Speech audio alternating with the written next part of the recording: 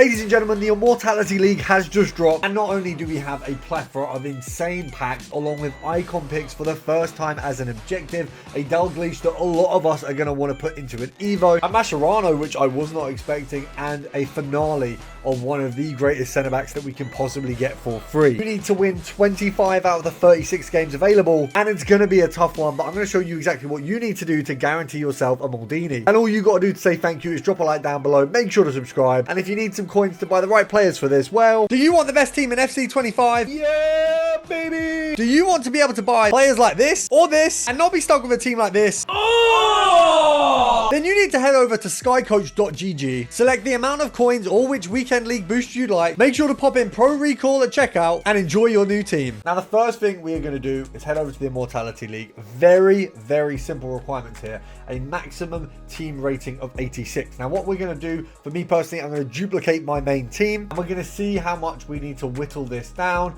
for the objective. Now, obviously, the best thing that you can do based on what this is going to be, because this is a golden goal. So if we have a look here, if we back out, we've got a first two. So it's the Immortality League. It's the first two, which basically is a first to score in a 36 match game mode. So you have a limit of how long you've got to do this in terms of matches, but you do have 8 days. Now, take the champs mentality here.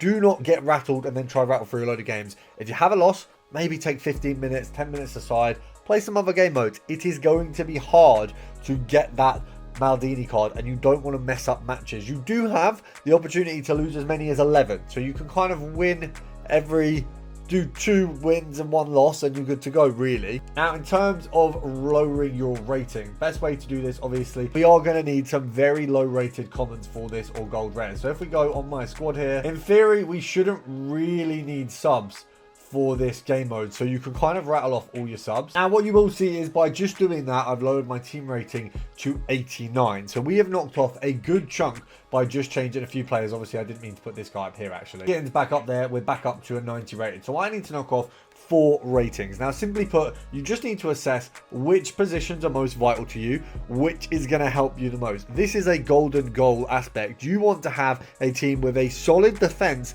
and a very fast and snappy attack. If you go into your club, put the minimum rating as 84, I'd say. Go low to high and go specials with your loans on. You can have a look if there's anything in your club on those low ends that is going to be worth having in. You can see in my club there really isn't, but we can very quickly get to some of the old loans that we've got and see if there are any cards that are going to fit in my squad. I can have Laffy in there if I want to. Definitely this old Cruyff card. Makalele is very solid. Got Cole there, but my Bale is only 2 ratings higher, so that's probably not worth it. We do have a Van der Sar.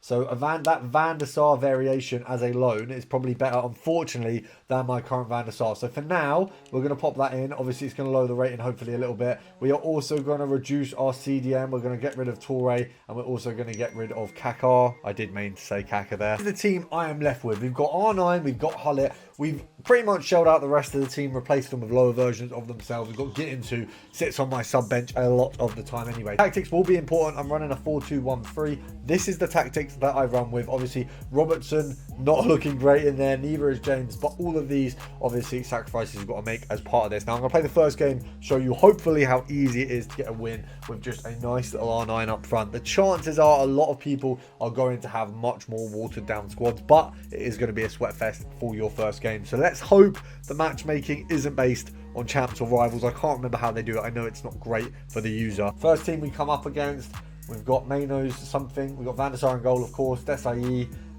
Suarez up front. Interesting team there. Obviously, just keep those strikers marked because everyone's just looking for the quickest goal possible. Nice Stones in there, and obviously the big part of this is picking up those players that we know, there's better versions of that play really well. Like, obviously we all know there is a Stones version that plays really well in game. He had that CB or CDM like option on one of the SBCs he had, and those cards are going to play well. They're obviously not going to be to the same standards, but if the card has a better version in game that somehow plays really well, they are going to play well. And there we have it. That is my first win. So you see how quickly that was won. Obviously making sure that we monitor those strikers, and that is it. That is the game gone. So obviously for him, not a great game, but for me, that's a dub. Now obviously that felt quite easy. What I would note from that game is the importance is really having a solid defense. You saw Stones worked in there very well. Actually looking at my team, what I would say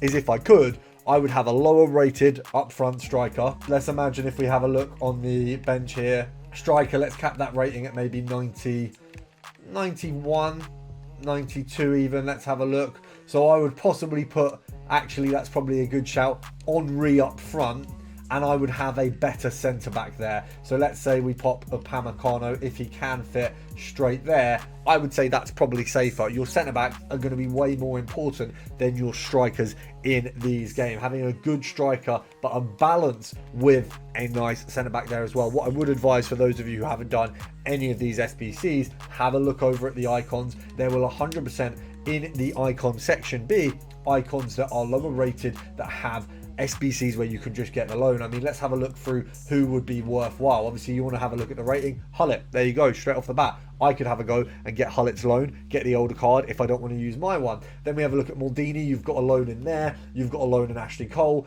That's probably not a bad one to have a look at, lower rated. If we have a look down here, any of these lower rated icons, not many, but we do have obviously the options in a few of these where you do have lower icons. And of course, we've just had a promo's worth of them. If you have a look on my transfer list, I did have a few lower icons on there previously. We've got Angara there. If we scroll along, I would actually suggest probably the likes of players like Beasley are going to shoot up a little bit, because right now he's actually quite usable in an objective that most of the player base is going to want to do. Now, if this video has helped you at all, if it's given you any good advice, or you thought, you know what, that's actually going to help me go and get Maldini, well then make sure to drop a like down below. Make sure to return to the channel and just drop a subscribe to say thanks.